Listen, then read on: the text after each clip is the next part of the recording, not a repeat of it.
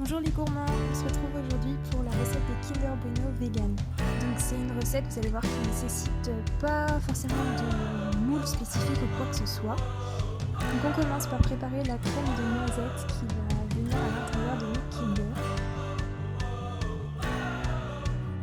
On va faire torréfier donc des noisettes à 180 degrés pendant environ 5 minutes en surveillant bien la cuisson. Puis on va venir retirer donc toutes les petites peaux de nos noisettes. C'est pas grave s'il en reste un petit peu, le principal c'est de retirer la plus grande partie.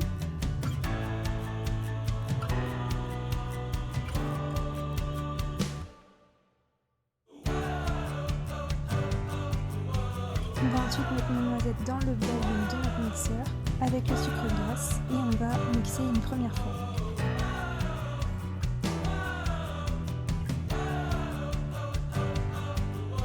Une fois qu'on obtient cette texture, on va mettre à fondre notre beurre de cacao au bain-marie et on va l'ajouter donc dans notre mixeur et mixer une seconde fois. Enfin, on ajoute la crème de soja et on continue de mixer. Une fois qu'on obtient notre crème de noisette, on va venir la filtrer. Donc c'est une étape qui est un petit peu fastidieuse mais qui, je trouve, fait toute la différence. Elle permet vraiment de retirer tous les petits morceaux de noisette de notre crème et donc d'avoir un résultat vraiment onctueux et lisse.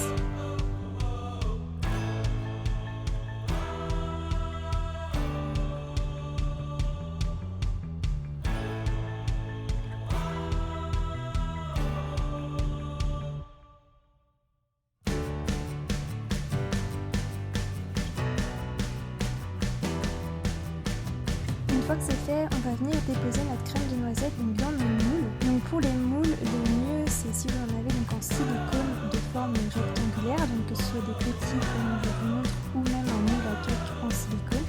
Si vous n'en avez pas en silicone, c'est pas grave, vous pouvez très bien prendre un autre moule classique ou même un récipient, peu importe, tant qu'il est de forme rectangulaire. Et vous venez simplement le chemiser donc avec du papier cuisson.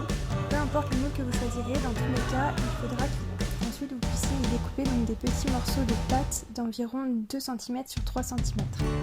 Donc ensuite vous pouvez mettre votre moule au congélateur donc pendant au moins 6 heures ou le mieux c'est toute une nuit.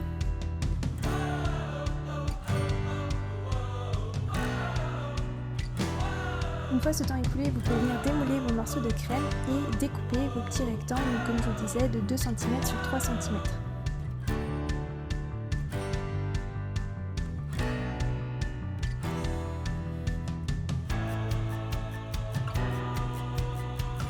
Donc vous verrez qu'ils ont toujours une texture quand même qui reste crémeuse puisqu'en fait c'est très riche en matière grasse qui elle va avoir du mal à se congeler, mais vous pourrez quand même les manipuler.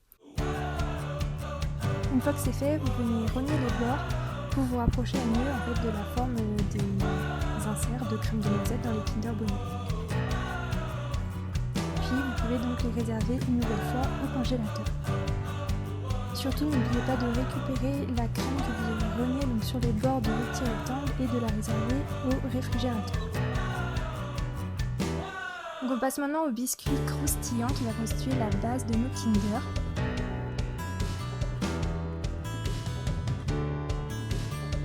Donc pour commencer, on va venir mélanger nos ingrédients solides, donc la farine, la fécule de maïs et le sucre.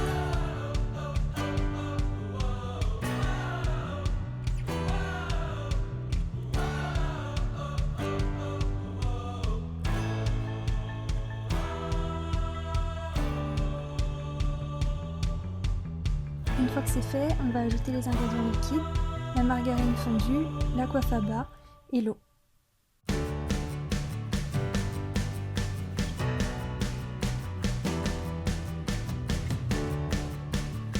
On mélange à nouveau jusqu'à obtenir une texture bien homogène.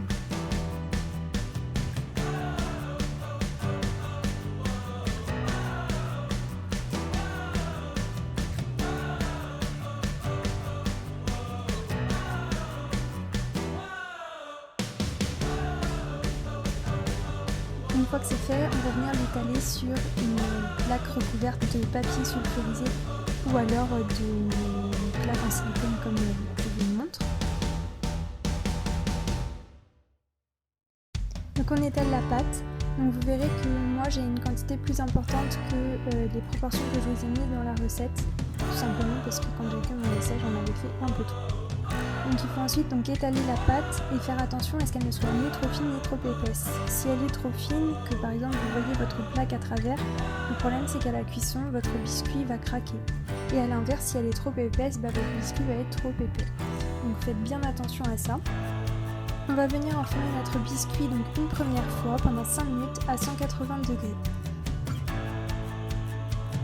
Quand vous allez sortir du four, votre biscuit va être encore très clair et très moelleux, mais c'est normal. En fait, on va avoir besoin de ça pour pouvoir découper nos bases de Kinder Bueno. Donc il faut découper des rectangles d'environ 12 cm de long sur 2 cm de large. Une fois que c'est fait, vous pouvez renfourner pour environ 10 minutes à 180 degrés en surveillant bien pour éviter que le biscuit ne brûle.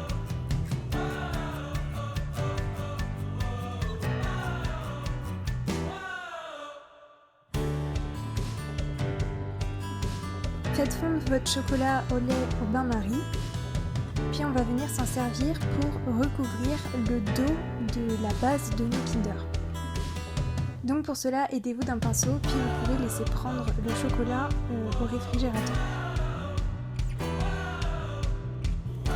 Donc ensuite, vous pouvez retourner vos barres et venir prendre un petit peu de pâte de noisette pour la mettre juste dessus et ensuite venir fixer vos petits carrés de pâte de noisette.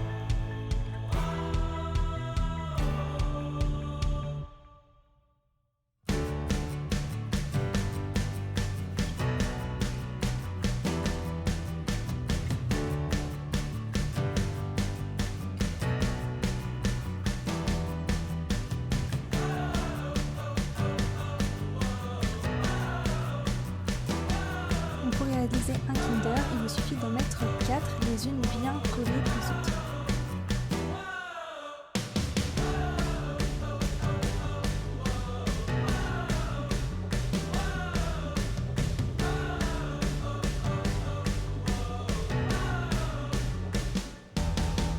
Une fois que c'est fait, réservez à nouveau toutes vos barres au congélateur pour repermettre à la crème de noisette de bien figer avant de les enrober de chocolat.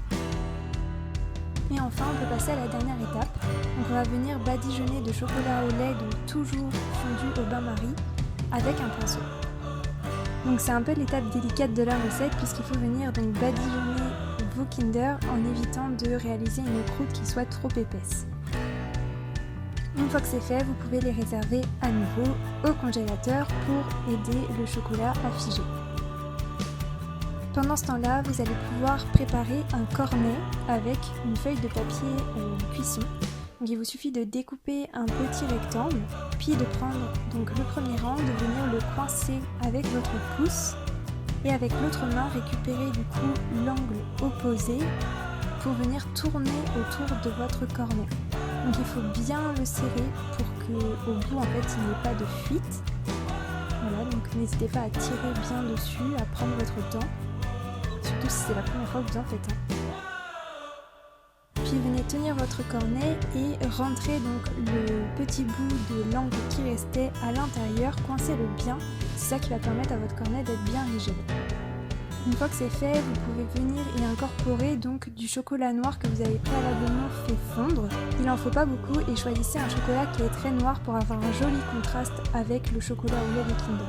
Puis venez pousser le chocolat au fond de votre cornet et repliez-le sur lui-même pour pouvoir avoir vraiment tout le chocolat bien sous pression. Et donc ensuite, il ne vous reste plus qu'à décorer vos Kinder en déposant le chocolat en formant des grands zigzags.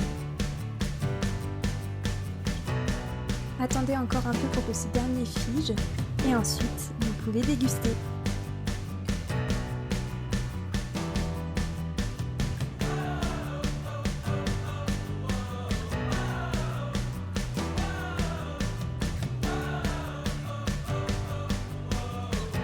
J'espère que cette recette vous aura plu et si vous testez, surtout n'hésitez pas à me montrer les résultats sur les réseaux sociaux.